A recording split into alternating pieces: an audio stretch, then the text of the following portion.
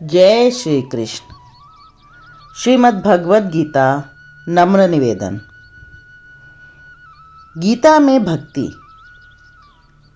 गीता में भक्ति, ज्ञान, कर्म सभी विषयों का विशद रूप से विवेचन किया गया है। सभी मार्गों से चलने वालों को इसमें यथेष्ट सामग्री मिल सकती है, किंतु अर्जुन भगवान के भक्त थे। अतः सभी विषयों का प्रतिपादन करते हुए जहाँ अर्जुन को स्वयं आचरण करने के लिए आज्ञा दी है, वहाँ भगवान ने उसे प्रायः भक्ति प्रधान कर्म योग का उपदेश दिया है। कहीं कहीं केवल कर्म करने की भी आज्ञा दी है, परंतु उसके साथ भी भक्ति का अन्य स्थलों से अध्याहार कर लेना चाहिए। चौथे अध्याय के 34वें श्लोक में जो भगवान ने अर्जुन को ज्ञानियों के पास जाकर ज्ञान सीखने की आज्ञा दी है, वह भी ज्ञान प्राप्त करने की प्रणाली बतलाने और अर्जुन को चेतावनी देने के लिए। वास्तव में भगवान का आशय अर्जुन को ज्ञान सीखने के लिए किसी ज्ञानी के पास भेजने का नहीं था, और ना अर्जुन ने जाकर उस प्रक्रिया से कहीं ज्ञान सीखा ही। उपक्रम उपसंहार को देखते हुए भी गीता का पर्यवसान शरणागति में ही प्रतीत होता है। वैसे तो गीता का उपदेश अशोच्यानन्व शोचस्त्वम इस श्लोक से प्रारंभ हुआ है, किंतु इस उपक्रम का बीज कार्पण्य दोषोपहत स्वभावः अर्जुन की इस उक्ति में है, जिसमें प्रपन्नम पद से शरणागति का भाव स्पष्ट है।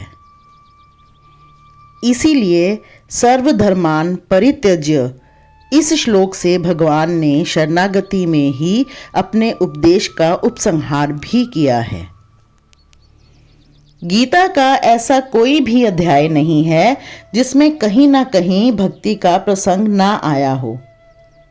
उदाहरण के लिए दूसरे अध्याय का 61वां, तीसरे अध्याय का 30वां, चौथे अध्याय का 11वां, पांचवें अध्याय का 29वां, छठे अध्याय का 47वां, सातवें अध्याय का 14वां, आठवें अध्याय का 14वां, नवें अध्याय का 34वां, 10वें अध्याय का 9वां, 11वें अध्याय का 54वां, 12वें अध्याय का 2, 13वें अध्याय का 10वां, 14वें अध्याय का 26वां, 15वें अध्याय का 19वां, 16वें अध्याय का पहला, जिसमें ज्ञान योग व्यवस्थित ही पद के द्वारा भगवान के ध्यान की बात कही गई है।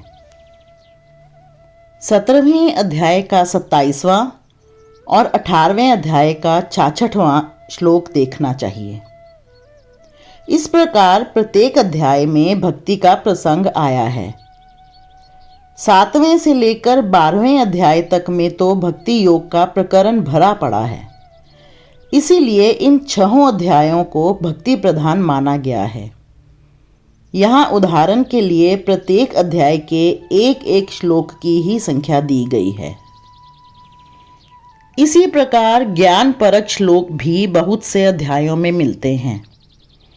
उदाहरण के लिए दूसरे अध्याय का 29वां, तीसरे का 28वां, चौथे का 24वां, पांचवें का 13वां, छठे का 29वां, आठवें का 13वां, नवें का 15वां, 12वें का 3, 13वें का 34वां, 14वें का 19वां और 18वें का 49वां श्लोक देखना चाहिए।